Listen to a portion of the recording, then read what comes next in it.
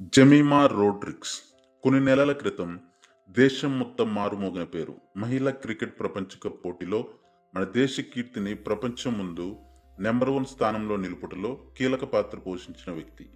తాను సాధించిన విజయం తర్వాత ఆ ఘనత మొత్తం క్రీస్తుకే అర్పించిన వ్యక్తి. మత ఛాందసవాదుల గుండెల్లో గుబులు పుట్టించిన వ్యక్తి. దేవుని పట్ల ఈమెకు ఉన్న విశ్వాసం చూసి భారతీయ క్రైస్తవులు ఎంతగానో ఆనందపడ్డారు. కానీ ఇప్పటికి 100 ఏళ్ల క్రితమే ఒక స్పోర్ట్స్ స్టార్ తన కెరీర్ పీక్ స్టేజ్లో ఉన్నప్పుడు తన నమ్మకం కోసం ప్రపంచం మెచ్చిన గోల్డ్ మెడల్నే వదులుకున్నారు. జెమిమా స్పోర్ట్స్లో దేవుని గౌరవిస్తే ఇతను మాత్రం స్పోర్ట్స్ కెరీర్నే దేవుని కోసం త్యాగం చేశాడు. అతను తీసుకున్న ఆ ఒక్క నిర్ణయం ప్రపంచాన్ని ఆశ్చర్యపరిచింది. అసలు ఏం జరిగింది, ఎవరైనా తెలుసుకుందాం. అది 1924 సంవత్సరం ప్యారిస్లో ఒలింపిక్స్ జరుగుతున్న సమయం. గ్రేట్ బ్రిటన్ 100 మీటర్ల పరుగు పందెంలో ఎరిక్ లిడ్డెల్ అనే వ్యక్తిని తమ దేశం తరపున పంపించింది. గ్రేట్ బ్రిటన్ అంటే ఒక్క దేశమే కాదు, ఇంగ్లాండ్, స్కాట్లాండ్, ఐర్లాండ్ మరియు వేల్స్ దేశాల కలయిక. ఎరిక్ లిడ్డెల్కి ఉన్న ట్రాక్స్ రికార్డ్స్ వల్ల ఒలింపిక్స్లో గోల్డ్ మెడల్ గెలుస్తాడని అందరూ ఫిక్స్ అయిపోయారు. కానీ రేస్ షెడ్యూల్ వచ్చిన తర్వాత ఒక విషయం తెలిసింది. ఆ రేస్ ఆదివారం జరుగుతుంది. ఎరిక్ లిడ్డెల్ ఒక దృఢమైన క్రైస్తవుడు. ఆదివారం దేవుని రోజు, ఆ రోజు నేను నా సొంత పనుల కోసం పరిగెత్తలేను అని నిర్ణయించుకున్నారు. దేశ నాయకులు, అధికారులు ఆయనను ఒప్పించడానికి ప్రయత్నించారు. నువ్వు పరిగెత్తకపోతే అది దేశద్రోహం అని నిందించారు.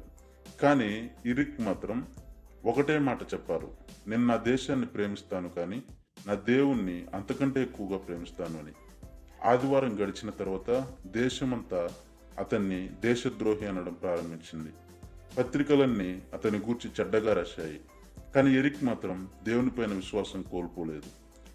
ఆయన 100 మీటర్ల రేస్ వదులుకున్న తర్వాత తనకు అలవాటు లేని 400 మీటర్ల రేసులో పార్టిసిపేట్ చేశారు. రేస్ స్టార్ట్ అయ్యే ముందు ఒక వ్యక్తి ఆయనకి ఒక చిన్న పేపర్ తెచ్చి ఇచ్చాడు. అందులో 1 సమూయేలు 2వ అధ్యాయం 30వ వచనం రాసి ఉంది, నన్ను గణపరచు వారిని నేను గణపరచుదును అని. ఈ మాట ఎరిక్లో కొత్త ఉత్సాహాన్ని నింపింది. తన శక్తికి మించి పరిగెత్తారు. ప్రపంచం ఆశ్చర్యపోయేలా ఎరిక్ లిడ్డెల్ ఆ రేసులో గోల్డ్ మెడల్ గెలిచారు. దేవుణ్ణి ఆయన గౌరవించినందుకు దేవుడు ఆయన్ని ప్రపంచం ముందు తల ఎత్తుకునేలా చేశారు. గోల్డ్ మెడల్ గెలిచిన తర్వాత ఎరిక్ లిడ్డెల్ ఒక సెలబ్రిటీ అయిపోయారు. కానీ ఆయన దృష్టి లోకం ఇచ్చే గౌరవం మీద లేదు. ఆయన తన గోల్డ్ మెడల్ని, పేరుని పక్కన పెట్టి మిషనరీస్గా చైనా దేశానికి వెళ్ళారు. అక్కడ పేద పిల్లలకి స్కూల్ టీచర్గా, సువార్త ప్రచారకుడిగా సేవ చేశారు. 2వ ప్రపంచ యుద్ధం వచ్చినప్పుడు జపనీస్ వారు ఆయన్ని ఒక క్యాంపులో బంధించారు. అక్కడ కూడా ఎరిక్ తన బాధను మర్చిపోయి తోటి బందీల కోసం ప్రార్థిస్తూ పిల్లలకి స్పోర్ట్స్ నేర్పిస్తూ క్రీస్తు ప్రేమను పంచారు. 1945 సంవత్సరం క్యాంపులో ఉన్నప్పుడే బ్రెయిన్ ట్యూమర్తో ఆయన మరణించారు. ఆయన అన్న చివరి మాట, అంతా దేవుని చిత్తమే అని. స్నేహితులారా, ఎరిక్ లిడ్డెల్ జీవితం నుండి మనం ఏం నేర్చుకోవాలి? లోకం మనకి ఎన్నో ఆఫర్స్ ఇవ్వచ్చు, కానీ దేవుని మాటకి మనం విధేయత చూపితే ఆయన ఖచ్చితంగా మనల్ని గణపరుస్తాడు. ఈ మాటలు మీకు ఇన్స్పిరేషన్ ఇస్తే తప్పకుండా లైక్ చేయండి, షేర్ చేయండి. ఇలాంటి మరిన్ని దేవుని మాటల కోసం సబ్స్క్రైబ్ చేయండి. Back to Eden, return to his presence.